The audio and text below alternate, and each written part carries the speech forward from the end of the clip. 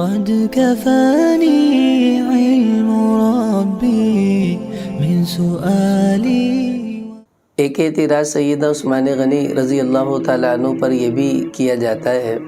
کہ حکم بن عاص رضی اللہ عنہ کو آپ صلی اللہ علیہ وسلم نے کسی وجہ سے نکال کر شہر بدر کر دیا تھا اور ان کو طائف بھیج دیا تھا، اور حضور کی زندگی میں ان کو واپس آنے کی اجازت نہیں تھی کہ وہ مکہ میں آ سکیں۔ ابو بکر صدیق رضی اللہ عنہ کے زمانے میں بھی وہ واپس نہیں آ سکے۔ حضرت عمر رضی اللہ عنہ خلیفہ بنے تو ان کے زمانے میں بھی حکم بن عاص واپس نہیں آ سکے، لیکن جو ہی عثمان رضی اللہ تعالیٰ عنہ خلیفہ بنے تو انہوں نے حکم بن عاص کو طائف سے مدینہ منورہ بلا لیا، یعنی جس آدمی کو اللہ کے نبی نے نکال دیا تھا انہوں نے اس کو واپس بلا لیا۔ تو یہ بڑا غلط کیا اور مخالفت ہے آپ صلی اللہ علیہ وسلم کے حکم کی۔ دیکھیے یہ بات تو صحیح ہے کہ آپ علیہ السلام نے حکم بن عاص کو نکالا تھا، کسی وجہ سے شہر بدر کر دیا تھا، لیکن عثمان رضی اللہ تعالیٰ عنہ نے آپ صلی اللہ علیہ وسلم کی زندگی میں ہی آپ صلی اللہ علیہ وسلم کی منت سماجت کر کر یہ اجازت لی تھی کہ بہت ہو گیا، ان کو ان کی عمل پر شرمندگی ہے، آپ ان کو واپس آنے کی اجازت دے دیجیے۔ تو آپ صلی اللہ علیہ وسلم نے یہ اجازت دے دی تھی، لیکن اس کا عام لوگوں کو علم نہیں تھا۔ عثمان رضی اللہ تعالیٰ عنہ نے خود اس کی اجازت لے کر اپنے چند مخلص ساتھیوں کو اس کے بارے میں مطلع فرما دیا تھا۔ جب یہ خلیفہ بنے تو اس وقت باغیوں نے یہ اعتراض بھی کیا کہ آپ نے حکم بن عاص کو کیوں بلا لیا جبکہ حضور نے اس کو نکالا تھا۔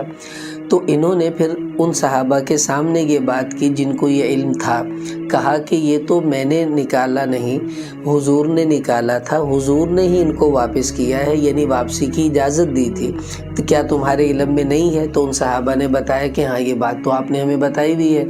تو اس طرح ان لوگوں کا کچھ ذہن اس وقت صاف ہو گیا تھا۔ تو اس کا سب سے بہتر جواب تو یہی ہے کہ جس نبی نے ان کو نکالا اسی نبی نے واپسی کی اجازت بھی دے دی، تو بات ختم ہو جانی چاہیے۔ دوسرا جواب اس کا یہ ہے کہ آپ علیہ السلام نے ان کو مکہ سے طائف بھیجا اور یہ کہا تھا تم دوبارہ مکہ میں نہیں آؤ گے، اور عثمان رضی اللہ تعالیٰ عنہ ان کو طائف سے مدینہ لے گئے تھے، مکہ نہیں لے کر آئے، یعنی آپ علیہ السلام نے ان کے مکہ داخلے پر پابندی لگائی تھی، مدینہ داخلے پر تو پابندی نہیں تھی، تو انہوں نے ان کو مدینہ منورہ میں بلایا تھا۔ تو اس وجہ سے یہ کوئی تعارض نہیں ہے کہ حضور نے کچھ کہا عثمان نے کچھ کر دیا، بلکہ دونوں باتیں الگ الگ نوعیت کی ہیں، اس کو اعتراض نہیں بنا سکتے ہم۔ تیسری بات یہ بھی ہے کہ عثمان غنی رضی اللہ تعالیٰ عنہ چونکہ حاکم تھے،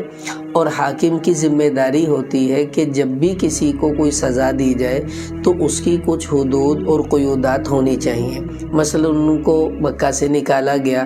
تو کتنی دیر کے لیے نکالا گیا، آخر کبھی تو وہ سزا ختم ہونی چاہیے نا، کوئی عمر قید تو تھی نہیں کہ 2 سال بعد 4 سال بعد۔ اور جس وقت حضرت عثمان رضی اللہ عنہ نے حکم بن عاص کو وہاں طائف سے مدینہ بلایا،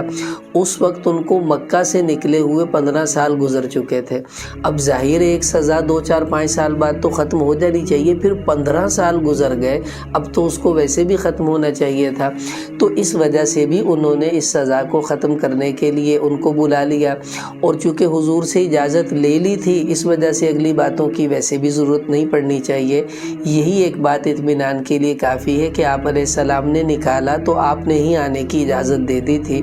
تو بس اس پر ہمیں قلبی اطمینان ہو جانا چاہیے۔